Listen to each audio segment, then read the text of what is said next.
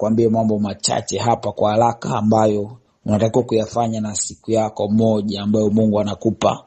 Unajua ni jambo moja Mungu kukupa siku, lakini ni jambo jingine wewe kufaidika na hiyo siku. Biblia inasema siku hii ndio Bwana ameifanya, sisi tunatakiwa kuifurahia na kuishangilia. Kwa kila siku moja ambayo sisi tumeingia ni Bwana ameifanya. Ndio maana hata ukisoma kwenye kitabu cha Mwanzo, uumbaji ulikuwa unafanyika siku. Jina la Yesu Kristo wa Nazareti aliye hai. Baba, tunakushukuru kwa siku mpya tena, tunakushukuru kwa nafasi nyingine tena ya kujifunza ambao umetupa Bwana. Tunakushukuru kwa sababu unatupenda, tunakushukuru kwa sababu unatuazia mawazo mazuri, tunakushukuru kwa sababu mkono wako tena umekuwa pamoja na sisi Bwana. Wewe ndiye Mungu wetu. Jina la Yesu Kristo wa Nazareti aliye hai. Baba, tunakushukuru kwa siku mpya tena, tunakushukuru kwa nafasi nyingine tena ya kujifunza ambao umetupa Bwana. Tunakushukuru kwa sababu unatupenda, tunakushukuru kwa sababu unatuazia mawazo mazuri, tunakushukuru kwa sababu mkono wako tena umekuwa pamoja na sisi Bwana. Wewe ndiye Mungu wetu na siku ya leo tena ni wewe ambao umeifanya, na tunajua wazi ndani ya wiki hii Bwana unatufanyia amani kila upande. Hakuna adui, hakuna tukio baya ambalo litatupata. Tunajua kwamba mkono wako utaendelea kututunza, tunajua kwamba mkono wako utaendelea kutupigania, tunajua kwamba mkono wako utaendelea kutuongoza. Kwako wewe Bwana tunakwenda, na ndani yako tunaishi na tunakuwa na uhai wetu. Baba, tunakushukuru. Makazevelando severida barante velida bahata makosa tevelide barunta velema hata malega barada bashetele baranto veria mazuvalento rabakanto rabadia herabaduska velanuska taya herusta belusa talinto rabakoria makazovarada bashetele badia mande karabasuveria dabaya melusa velanto rabakoria makusa di barante verianta masuvelide beridi bosia kataya melusa talabakanto rabakoria karabashendere bakoria, katika jina la Yesu. Baba, asante kwa ajili ya uaminifu wako na baraka zako katika jina la Yesu, amen. Tunamshukuru Mungu kwa ajili ya siku nyingine. Sasa nataka nikwambie mambo machache hapa kwa haraka ambayo unatakiwa kuyafanya na siku yako moja ambayo Mungu anakupa. Unajua ni jambo moja Mungu kukupa siku, lakini ni jambo jingine wewe kufaidika na hiyo siku. Biblia inasema siku hii ndio Bwana ameifanya, sisi tunatakiwa kuifurahia na kuishangilia. Kwa kila siku moja ambayo sisi tumeingia ni Bwana ameifanya. Ndio maana hata ukisoma kwenye kitabu cha Mwanzo, uumbaji ulikuwa unafanyika siku moja moja. Kila siku moja kuna kitu Mungu ana accomplish. Na mimi nataka nikuhakikishia kwamba kwenye kila siku moja ambayo Mungu anakupa kuishi hapa duniani, kuna kitu anakuwa anakusudia kuona kinatimizwa kwenye maisha yako. Ndio maana alikuwa na uwezo wa kutoa hesabu ya miaka ambayo ameishi. Yesu aliishi miaka 33 akaondoka zake. Watu kama kina Musa wanaishi miaka 120. Kila mmoja kuna kitu ambacho Mungu alikusudia kwa majira hayo akitimize, ili ajitwalie utukufu kutokana na huyo mtu. Kwa hiyo umri wako una maana kubwa sana.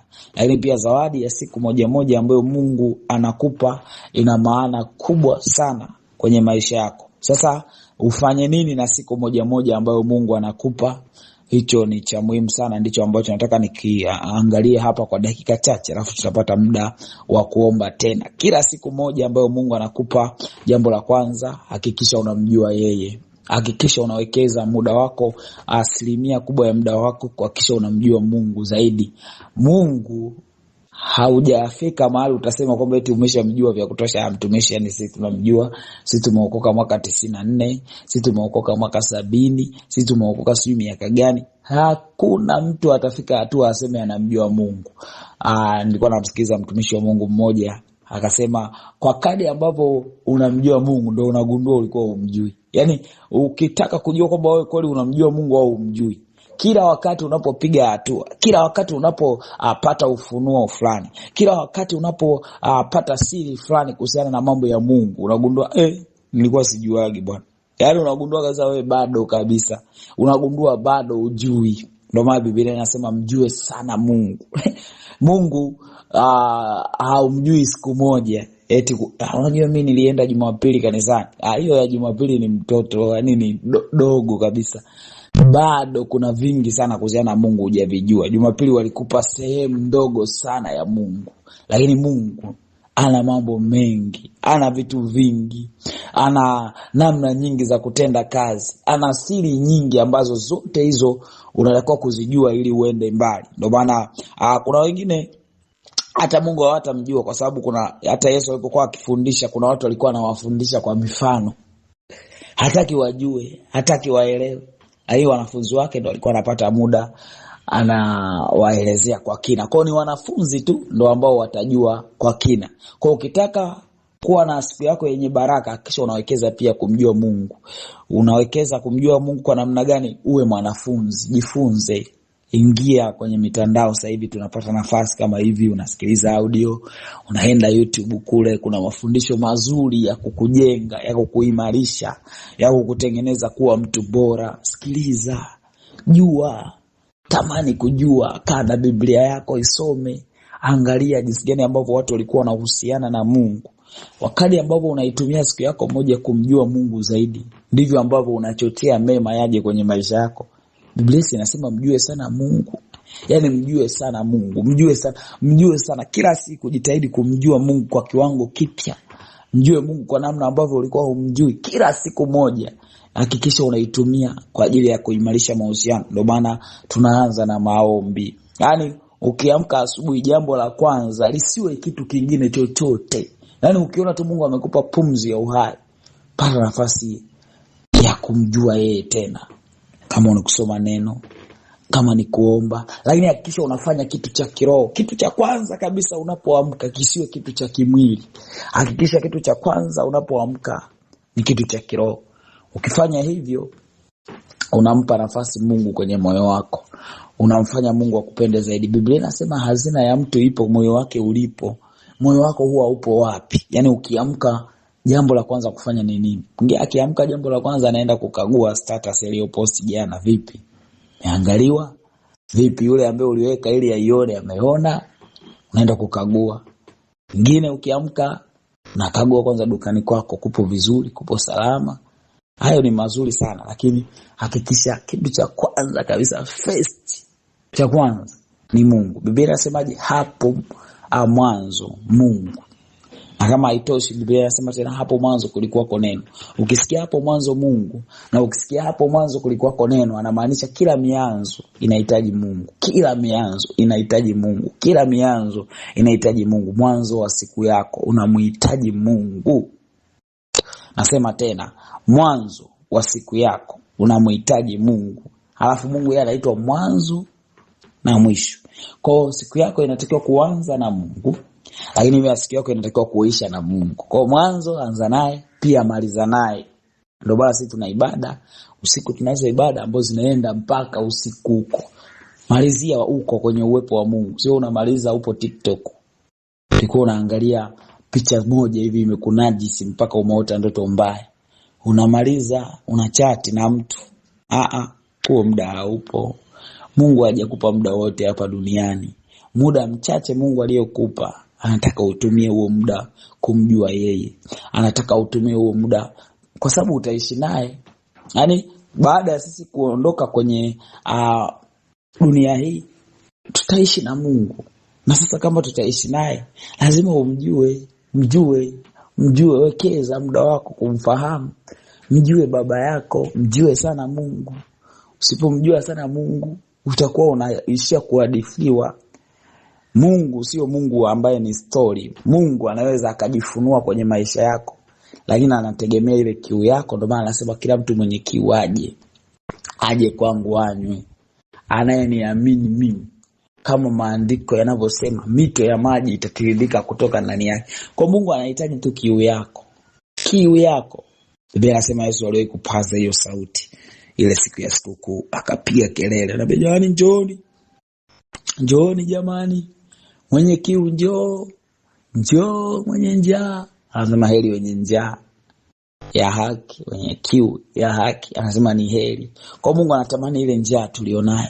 Anatamani, unamsikia Daudi anasema kama ayala anavyotamani anavyoitamani mito ya maji, ndivyo ambapo moyo wangu unakuonea shauku. Yaani kila siku moja moja shauku yako na Mungu isipotee. Kuna watu mlianza vizuri na Mungu, lakini kwa sababu ya ubize wa siku moja ukatengeneza tabia. Unaanza siku moja tu, leo usijisikii kabisa kuomba. Yaani hata kama ujisikii kuomba, wewe amka, alafu hata ukaa anza kutafakari. Kwa sababu Mungu anasikia mawazo, Mungu anasikia maneno. Yaani hata kama unajiona leo nina uchovu, yani jana sikulala vizuri, hivyo wewe jilazimishe. Mungu aone kwamba moyo wako kuna namna unamtamani. Yaani Mungu aone kabisa ni moyo wako unajua wazi yako bila yeye uwezi. Sio siku ambayo ndo upo unajisikia una morali. Kuna watu nawaonaga siku akiamka vizuri, naona kabisa hadi kwenye group, pastor leo hamna maombi. Hadi siku zingine hadi unakuta wiki nzima hajawahi kuuliza swali la hivyo. Hadi siku akiamka ndo leo hamna maombi. Mungu hataki hivyo. Mungu ni wa kila siku. Pasa yupo, pasa hayupo, maombi yapo, maombi hayapo, lakini bado tunampenda Mungu. Mungu atumpeni kwa sababu tupo chini ya kanisa fulani au dhehebu fulani. Yaani alafu Mungu hataki tumtumikie kidini. Mungu hataki tumtumikie kizehebu. Mungu anataka uhusiano binafsi kwanza. Yaani wewe kama mimi kabla sijawa pastor bado ni mwana wa Mungu. Uchungaji tu ni kaneema Mungu amenipa kwa ajili ya kuwaongoza wengine, kwa ajili ya kuwasaidia wengine, kwa ajili ya kusimama kama kiongozi wa wengine ili na wao wajipate, ili na wao watembee kwenye kile ambacho Mungu amewaitia. Lakini hata mimi kabla sijasimama mbele yako bado nakuwa tu ni mtoto wa Mungu. Na mimi nahitaji kuimarisha mahusiano yangu na Mungu. Kwa hiyo hata wewe usiseme mimi sio mtumishi kama wewe, kwa hiyo hamna haja ya kumtafuta Mungu sana. Utamtafuta wewe afu utatuambia tu mambo yake. Mungu anataka kuhusiana na mtu mmoja mmoja. Kila mtu Mungu anataka uende mbele zake wewe kama wewe. Alafu watumishi wa Mungu kazi yao sasa ni kuhakikisha wanakupa muongozo, wanakufundisha maandiko yanavyosema kuhusiana na Mungu. Lakini wewe binafsi unaruhusiwa kuimarisha mahusiano yako na Mungu ukiwa sirini. Mjue Mungu kwenye biashara. Jua Mungu anaweza kubarikije biashara yako. Kwenye ndoa, unataka kuingia kwenye ndoa, usiishie tu kusema na mtu pastor, yani nitakuja nimtambulishe. Kabla hujamtambulisha kwangu, hakikisha unamjua Mungu kwenye eneo la ndoa, anafanyaje kazi.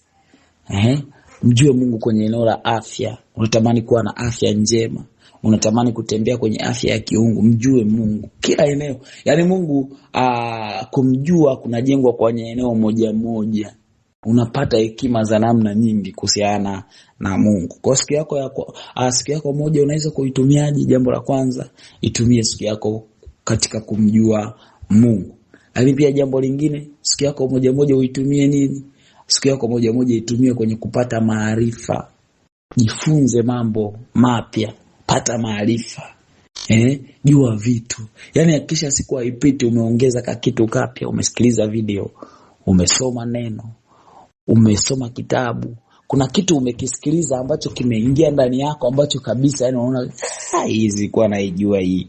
Yaani kila siku moja moja. Yaani usikubali, yani unajua kuna watu wengi sana wanaishi 2026 lakini wao wenyewe wapo 2004 kwa sababu taarifa alizonazo ni za 2004 kule. Mambo anayoyajua ni ya miaka ile iliyopita. Hajui sasa hivi dunia imepiga hatua. Dunia sasa hivi ipo kwenye AI. Ishavuka kabisa, imetoka kabisa kwenye mambo ya kawaida. Kuna vitu inaenda kasi. Dunia ipo kasi, alafu mwenyewe yupo na mwendo wake wa kobe. Sasa kitu gani ambacho kinasababisha hivyo? Kwa sababu taarifa zimekosekana. Ukikosa taarifa sahihi, unaendelea kuwa nyuma. Wenzako wanazidi kwenda mbele. Na kila kitu utakuwa unakiona ni shetani. Kila kitu utakuwa unakiona ni shetani. Kwa nini? Kwa sababu hauna taarifa. Lakini kwa kadri ambavyo unakuwa na taarifa nyingi, kwa kadri ambavyo unakuwa na maarifa mengi, inakusaidia. Wewe mapishi pekee unayoyajua ya wali ni yale yalikufundisha bibi mwaka 90. Ndio unapika wali wako hivyo hivyo. Mambo yamechange sasa hivi. Ona, jifunze namna mbalimbali za kuupika huo wali. Sio mgeni aliyekuja mwaka jana akirudi tena anakuta upo vile vile. Yaani hakikisha unakuwa tofauti. Kitu pekee unachokijua kuhusiana na kazi, kuna watu unatamani kupata kazi. Pastor, niombee, nimeomba kazi mahali fulani. Wewe taarifa ulizonazo pekee ni zile ambazo ulijifunza. Ndugu zangu, tumesoma Mzumbe. Ni zile ambazo umefundisha kwenye wamekufundisha kwenye communication skills. Wamekuelekeza, wewe ndio unazo hizo. Yani unajua hiyo tu oral sijui inakuwa hivi, written sijui inakuwa hivi. Kuna mambo mapya, kuna mambo yamebadilika, kuna namna unatakiwa kuwa updated, kuna namna kama mtu ambaye anatamani kuona mkono wa Mungu ndani ya mwaka 2026 anatakiwa kuwa, kwa sababu sasa hivi human labor inakuwa replaced na mashine. Kwa sasa wewe unatakiwa kuwa na ujuzi, unatakiwa kujua mambo mengi. Hata kama unapanga kwamba Mungu akusaidie upate kazi mahali fulani, basi hakikisha umejiongeza, hakikisha unajua vitu vingi, hakikisha upo mpya. Yani hata mtu akikuangalia aone kabisa anahitaji mtu aina yako. Kwa jiendeleze ndugu yangu. Sio una vyeti vyako nimemaliza chuo 2008. 2008 ndugu yangu. Huo ufahamu wako wa 2008 kwa sasa hivi hauhitajiki. Dunia ya sasa hivi kuna vitu inavihitaji, na utakuwa mtu wa kawaida sana kama elimu pekee ulionayo ni ya chuo ulichosoma. Kwa sababu elimu ya chuo kwanza ushasahau. Ni kweli kabisa una degree ya manunuzi, lakini unaweza kukuta hata hujui vizuri manunuzi ya mwaka 2008 ulipohitimu na manunuzi ya mwaka 2026 ndugu yangu yametofautiana. Kuna vitu vimebadilika. Kuna mifumo ambayo ilikuwepo 2008 ambayo sasa hivi haipo. Kuna mambo ambayo yametokea hapa katikati ambayo hukuyajua. Kwa usipokuwa mtu wa kujifunza, usipokuwa mtu wa kutafuta maarifa, utapata changamoto sana. Yani utapata changamoto sana. Kwa lazima ujue mambo mapya kila siku. Yani hata kama ni kitu kamoja, lakini at least kuna kitu umekijua. Yani usikubali kabisa ni siku yako moja imepita hujaingiza chochote. Yani ubongo wako haujapokea taarifa mpya. Hiyo ni hatari. Kwa jambo la kwanza mjue Mungu, jambo la pili jaa maarifa. Hosea, Mungu anamlalamikia Hosea 4:6, anamwambia watu wake watu wa Mungu kabisa, lakini wanaangamizwa kwa sababu hawana maarifa. Yani watu wa Mungu wakikosa maarifa ni janga, mpaka Mungu mwenyewe anajuta, mpaka Mungu mwenyewe anajilaumu. Mithali sura ya 1 mstari wa 7 anasemaje? Anasema kumcha Bwana ni chanzo cha maarifa. Kwa maarifa na uchaji vinategemeana. Leo useme pastor nimehama useme Mungu mimi naomba, nasoma neno, nafunga, hiyo ni moja. Ukimcha Bwana sasa kinachotokea maarifa. Kumcha Bwana na maarifa vinaendana. Kwa mche Bwana, mpende Bwana, mheshimu Bwana, lakini pia tafuta maarifa. Kaa na Mungu akuhekimishe kwa neno lake. Uwe updated. Moja ya kitabu ambacho hakijai kupitwa na wakati bwana ni Biblia. Juzi nilikuwa nasoma Biblia nikagundua wahenga bwana kumbe na wao walikuwa inawezekana wapita na mistari ya Biblia. Lakini kwa sababu watu wa kipindi chao walikuwa sio watu wa neno, inaonekana walikuwa wanajua, wanaonekana wapo wise, lakini walikuwa wanasoma. Nikaona yule kuna mwanamke alichukuliwa aende kwa Daudi, anamwambia maji yakimwagika haiwezi kuzoleka. Ndio hiyo methali wahenga alikuwa anatuambia hiyo kwamba maji yakimwagika hayazoleki. Ndio nikagundua wazi kwamba Biblia ndiyo chanzo cha hekima zote ambazo unazitaka hapa duniani. Hekima zote zipo kwenye neno. Kwa hujaa maarifa ya neno, soma vitabu kwenye eneo lako la biashara, soma. Yani kuna watu jamani mnasikitisha. Kitu pekee ulichonacho ni mtaji. Unakuwa unafanya useme pastor mimi sielewi kwa nini biashara yangu haiendi. Yani mimi naona kuna mkono wa mtu. Hakuna mkono wa mtu. Yani hakuna mkono. Yani ukijua mimi mwenyewe zamani kuna mambo nilikuwa naisigi ni shetani bwana ananizuia. Lakini siku nilipojua nikagundua ujinga wangu ndio ulikuwa unanizuia. Mtumishi wa Mungu Bishop David Oyedepo, mtumishi mwenye makanisa makubwa of course, lakini pia ni mtongaji ambaye ni tajiri kabisa duniani. Anasema mlima hapa duniani haupo mahali popote, lakini mlima upo kwenye kichwa chako. Kichwa chako kwa kadri ambavyo kinakuwa hakina maarifa mengi, kichwa chako kwa kadri ambavyo hakijui mambo mengi, huo ndo unakuwa mlima wako. Yaani unajikuta upo restricted, unajikuta una vizuizi, una mambo ambayo yanakusababisha usifanye vitu fulani kwa ubora, usifanye vitu fulani kwa viwango. Kwa nini? Kwa sababu haujajua. Kwa usipojua unakuwa unatembea gizani. Biblia inasema hawajui wala hawafahamu, hivyo wanatembea gizani. Kwa uwe na shauku ya kujifunza, ndugu yangu. Umejiandaa kabisa, ni baadaye kuna mechi kali sana, yani kuna dabi. Umeshajiandaa kuziana dabi. Lakini kwa habari ya maisha yako una muda. Yaani una muda, yaani ujifunze, yani wewe, yani mambo ya maarifa upendi. Ushangaa dada. Yaani upendi maarifa, yani upendi. Unataka kuingia kwenye ndoa nzuri itakayodumu. Yaani una muda wa kusoma, una muda wa kujifunza, hata mapishi tu. Pata ujuzi, jua kitu fulani, yani kwa undani, kaelewe, jua nje ndani. Mambo yapo mengi sana ya kujifunza, vingi sana vipo. Kuna milima yote 7 ile, bado unataka kuwa msanii mkubwa, mwigizaji, jifunze. Unataka kuwa mwimbaji bora, kila kitu kinafundisha, yani kila kitu. Mzee wangu anasema hata ukitaka kujua namna ya kuwa mchawi, unaweza ukajifunza na ukawa mchawi tu. Kwa hiyo yote yanawezekana, lakini sasa wewe jifunze kwenye mambo yanayokujenga, jifunze kwenye mambo yanayokuinua, jifunze kwenye mambo yanayokupeleka mbali. Kwa hiyo hilo ni la muhimu, hakikisha unajifunza. Jambo la 3, siku yako moja uitumie nini? Itumie kufanya sasa kile kitu ambacho unataka kiwe utambulisho wako. Kama ni biashara, endelea kufanya biashara. Kama ni huduma, endelea kuhubiri. Tunahubiri kila siku kama hivi unatuona, tunaendelea. Hatuachi, yani kila siku ukija, mimi ni kama maji. Kinikwepa kwenye kuoga, utakunywa. Kunikepa kwenye kunywa, utanikuta kwenye chakula umepikia. Kwa na wewe hivyo hivyo kwenye kile ambacho unatamani kuona kiwe utambulisho wako. Kama ni mfanya biashara, tuone basi status zako. Unazitumia vizuri mitandao yako kujielezea wewe ni nani. Kila mmoja naamini una picha ya kule unapotaka kwenda. Sasa kila ambacho unataka kiwe utambulisho wako, dunia haitajua kwa kuoteshwa na Mungu. Wewe mwenyewe mtumishi wa Mungu Paulo anamwambia Timotheo, jitahidi kujionyesha. Jitahidi kujionyesha kwamba wewe umekubalika na Mungu, mtenda kazi asiye na sababu ya kutahayari. Jitahidi kujionyesha. Kwa kwenye siku moja endelea kujionyesha kile Mungu alichokupa. Onyesha ulichopewa na Mungu.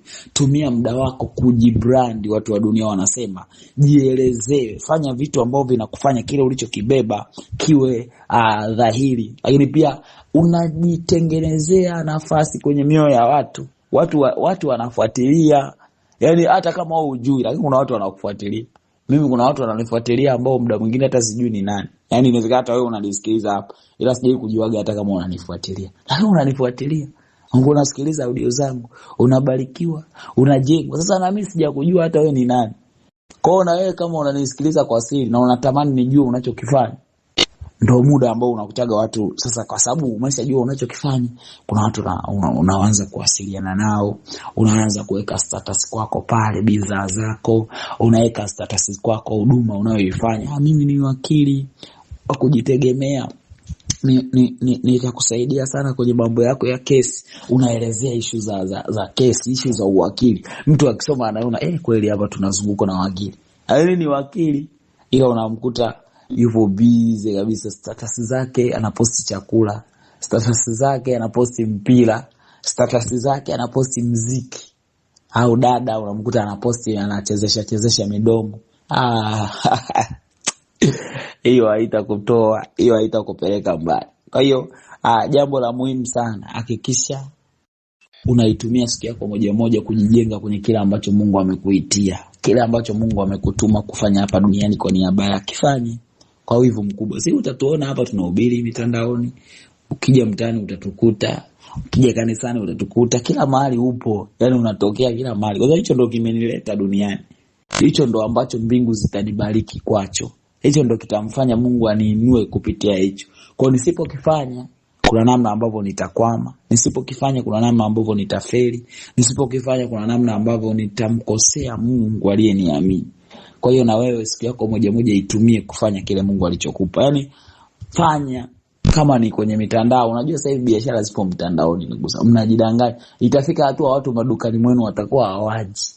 Yaani watakuja wale wachache sana. Lakini watu wengi kabisa unaweza kukutana naishi na mtu anaduka jirani yake. na bidhaa hiyo huenda hata mtaani kwake hapo inauzwa kwa gharama nafuu, lakini anaweza akajikuta anaagiza kitu kutoka mbali. Kwa nini? Kwa sababu yupo mtandaoni muda mwingi na maisha tayari yameshahama, yapo kidigito.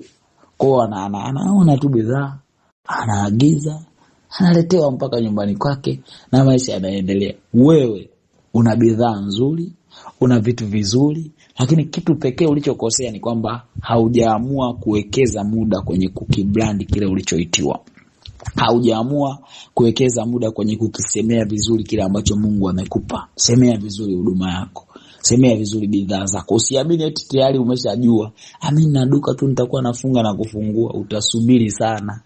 Yaani hizo bidhaa zako hizo ambazo zimekaa dukani mpaka zina expire, siku ukiamua kuziweka kwenye mitandao, unaelezea bidhaa yako moja, yaani afu onyesha kwamba unajua. Ndio maana nimekufundisha jambo la pili ni kujua. Yaani mtu aone kabisa wewe ni mtu sahihi kufanya naye kazi. Onyesha yani unakielewa unachokifanya. Yaani kuna mwingine unamkuta anauza kitu, afu unamuuliza hata yeye ajui. Yeye limadu anauza. Watu hawapendi mtu wa hivyo.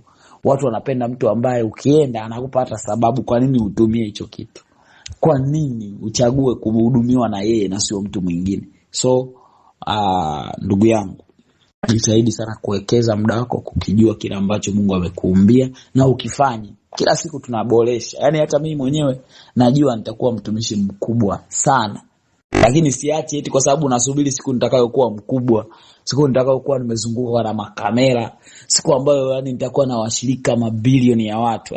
Kabla hatujafika huko tunaendelea mdogo mdogo. Yaani wewe mwenyewe ushajua huyu ni mtumishi wa Mungu. Yaani umeshajua kwa sababu nimeamua dunia inifahamu kwa hicho. Na nimeanza sio leo tu, nimeanza muda mrefu. Yaani hata kipindi wewe hujanifahamu, mimi nimeanza. Mimi nimeokoka mwaka 2013.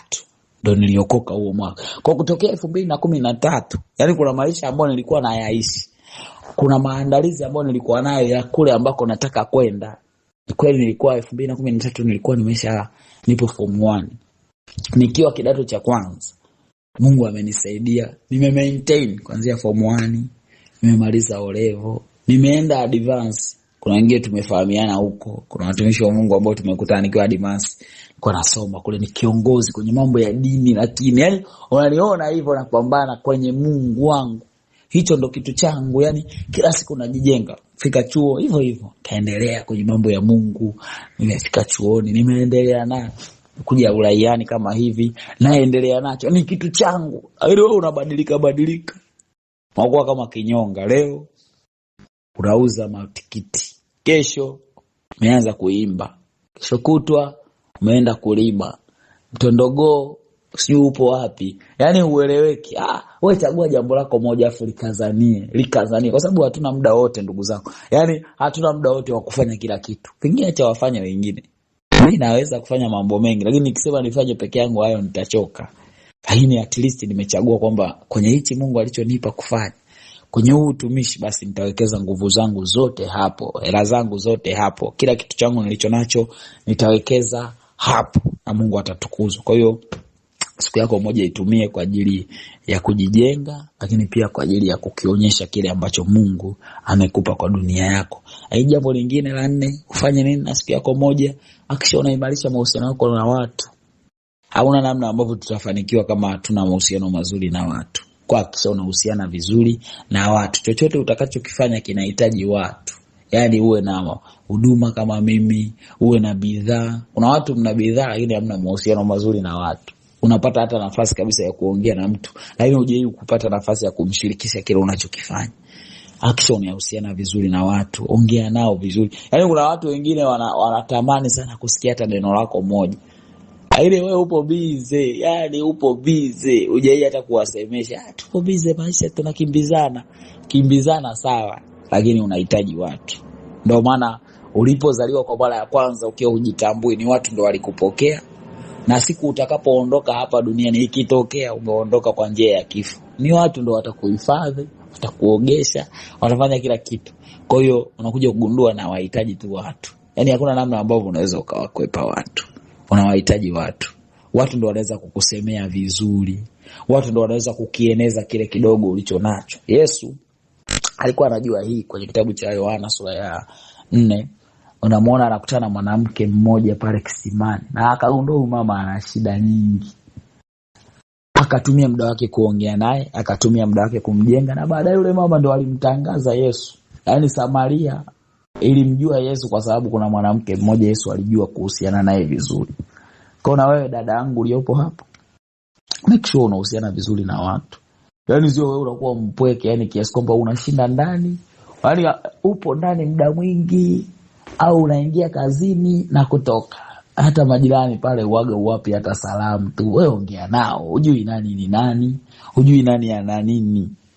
Na Mungu atakusaidia. Kwa hiyo imarisha mahusiano yako na watu. Kila sio kila mtu, watu sahihi. Ndio maana Biblia inasema enenda na wenye hekima, na wewe utakuwa na hekima. Kitabu cha Mithali sura ya 1 ukianza mstari wa 1, enenda na wenye hekima. Kisha unajizungushia watu wenye hekima, watu wanaojua. Usikae na wanyonge, usikae na wajinga.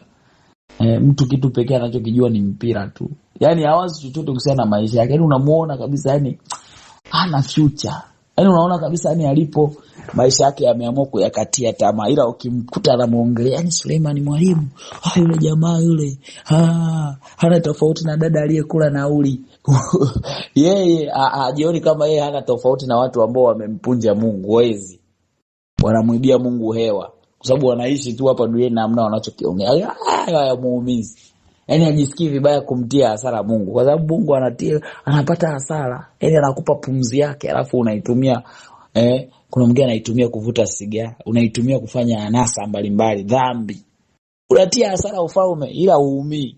Ila unaumia kwamba yani alitambulishwa kabisa. Yani yule kaka yani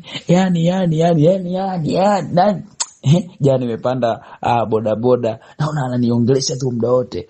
Yani hawa Simba, mimi Simba huyu jamaa. Basi tunamtia moyo na itikia. Lakini mimi nina mambo mengi. Yani nina vitu vingi ambavyo natakiwa nivifikirie, nivifanye kwa ajili ya kuisaidia dunia yangu. Kwa hiyo imarisha mahusiano yako na watu, lakini sio kila mtu, ni watu chanya. Watu ambao unajua kabisa watakujenga, watakuimarisha, au kama sio hivyo basi ni watu ambao utajua wewe utawajenga. Ni kweli utawakuta wapo vibaya lakini utawajenga. Zaidi ya hapo usemeni mimi ni rafiki tu wa kila mtu. Hatutaki kuwa rafiki wa kila mtu. Biblia inasema chuma unoa chuma.